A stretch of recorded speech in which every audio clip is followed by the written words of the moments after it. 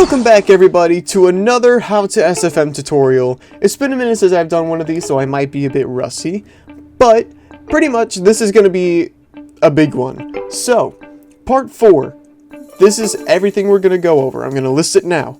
Override materials, making audio of your own, MP3/wave explanation, which you'll know when I explain it, proper lighting, since the last one I did about lighting was not very good, and color correction. So we're going to go in order here, starting with override materials. Pretty much, override materials is where you can change the materials on a model, and I'm going to show you how to do it. So you want to right-click whichever model you're using. We're going to use myself as an example here. So right-click the model, you go down where it says Add Override Materials near the bottom of the list, you click it, and you might see nothing will happen. That's because nothing did happen yet. Right-click the model again, go down to Show in Element Viewer, and then click Model, and only click Model. Then you'll see that a Materials tab is now here. If you were to say not have override materials, right-click, Show in Element Viewer, there's no materials section, which is why we need override material. You want to just click the plus right next to materials, and that'll open up every possible material that is on this guy right here. For example, if we want to change my suit 1, we want to right-click the suit 1,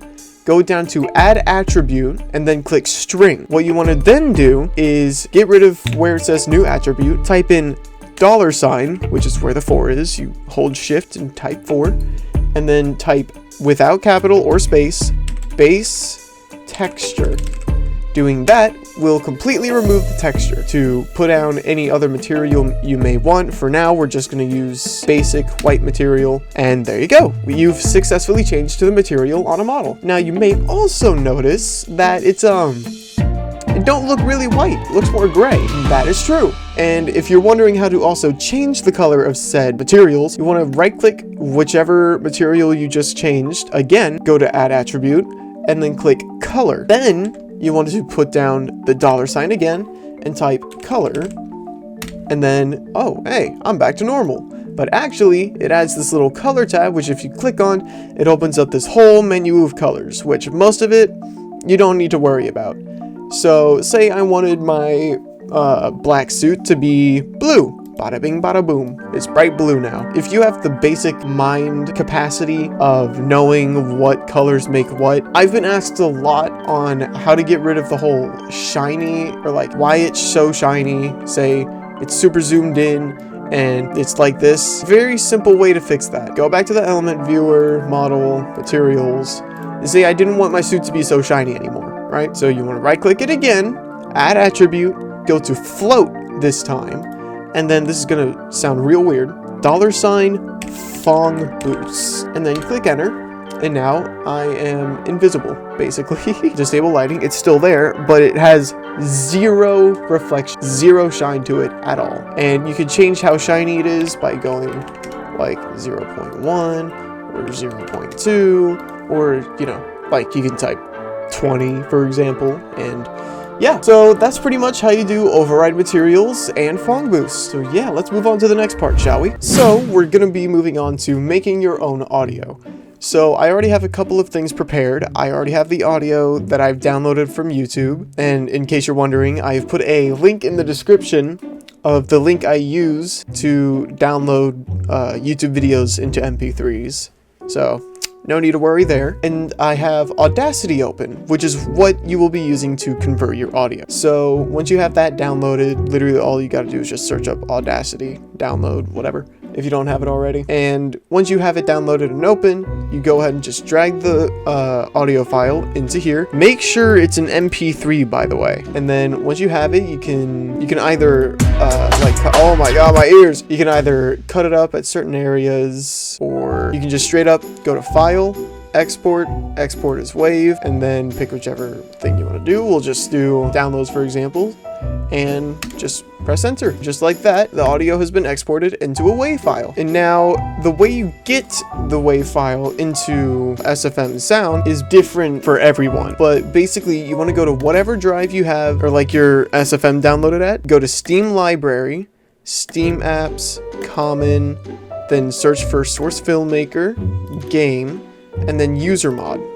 and then you see a sound file, which you want to open. You want to also open another downloads folder and just drag it in. And just like that, if we go here and then try, and there you go. The audio is now in SFM, fully usable. That's pretty much how you convert MP3 into WAV file. And now for the next fun little part, explaining the difference between WAV files and MP3, because there actually is a very clear difference. So pretty much with MP3s, it is...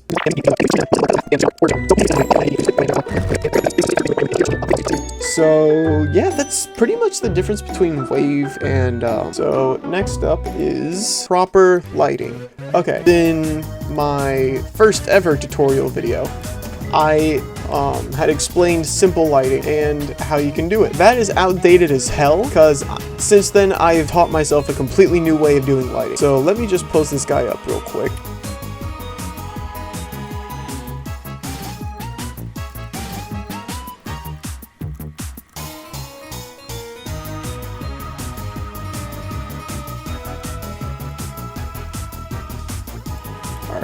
Time lapse over. So now that I got this guy basically posed up and stuff, we're gonna go ahead and do the actual lighting. So the first light, you always want to have that be a sun. So you want to put it up either up here. You want to put it somewhere above the model pretty much. The place I normally put it is in the top right around here. So that way it has a nice little beam down onto the character. And for the light settings over in this area, always put the radius to max, always turn down shadow filter size and shadow attend to the minimum. The intensity can be adjusted to your liking. And now if we go into render settings and turn on subpixel jitter AA, and then go to the clip editor, you'll see that the lighting is very different. That is because this is a simple viewport and this is the render. So this will be what is rendered if you're in this area here, which you can go by pressing F2 or tab. And then for the next light, we want to have it be a rim light. And a rim light is pretty much where you go to the back of the character and just kind of experiment a little, because this can vary depending on what kind of model you're using.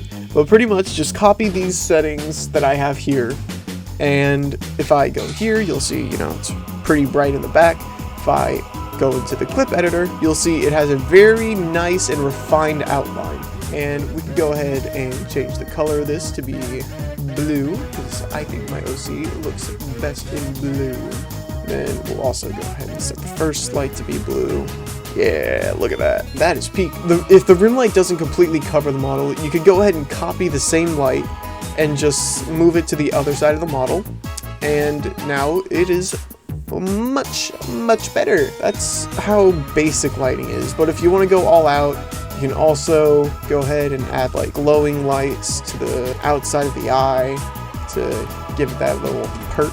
You can also, if you really want to get into the details here, go ahead and make another light directly facing camera and then turn on volumetrics so that it can give off a glare of sorts. All you gotta do is just change positioning a bit. You can turn down the max distance as well as the intensity, just holy moly. That works. So if I go on ahead into the clip editor here, you'll see we have a very nice high quality render made and done. So yeah, that's pretty much how you do more advanced lighting. And yeah, last and not least is color correction, which is probably the most complicated next to the actual thing. So if you go into the clip editor and scroll down, you'll see that there's an overlay tab here right below the audio tab. You can right click on it and then click add clip to track, just like you would with audio, right? And then you can click color correction effect and you'll see nothing's changed yet. That's because we haven't put the color correction in yet. So you want to right click the new clip and then go to show in element viewer, and you'll see this little section here popped up, and you can click the 3 dots next to where it says file name and then go to wherever you have your downloaded color correction packs from. These are private, so I can't really have it anywhere. So we're gonna go ahead and just click one of the raw files and you'll see that it has changed drastically. So this is without color correction and this is with. Now we're going to go ahead and turn down the strength of the color correction because I do not like how it looks. We'll turn down the intensity of that. That's looking better. Look at that. That's beautiful. So yeah, that's pretty much how you do color correction. A lot of it is like experimental. Like you can pair different color corrections together. One of my personal favorite combos with my color correction, at least, is surface and apartment. If I can show you guys what that looks like. It only looks good with some stuff like this. It's I personally prefer it without apartment, but yeah, a lot of it is your own custom taste to what color correction should be like. Phew. So now that we got that done, while we're at it, I'm going to show you guys what material overlay and what engine post effects are.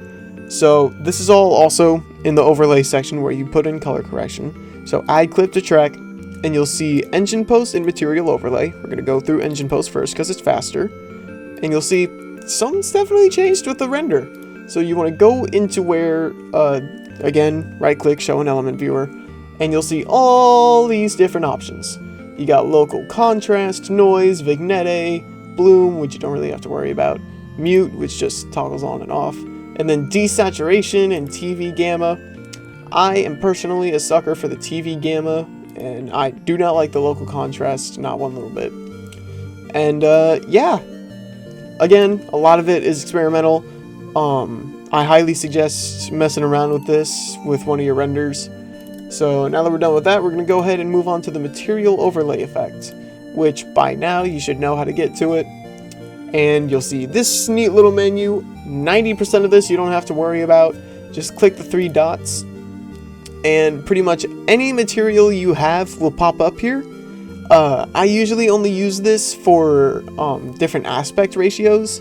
So if the aspect ratios would kindly load, I can show you what I mean. So aspect masks, right? You'll see there's all these little black bars here, and one one I usually use is this one here. And just look at that. That is a peak render if I've ever seen one. So yeah, that's pretty much the majority of this video done. If you guys do like these tutorials, please like, subscribe, leave a comment saying, you know, you liked the video or whatever. And it lets me know that you enjoy this content, and it motivates me to make more tutorials like this. And if you do have any questions about SFM, feel free to comment them below, and I will try my hardest to add them into the next tutorial video. So, with all of that being said and done, I hope you all did enjoy, and I hope to see you all in the next one. Peace out, guys. You deserve to be happy.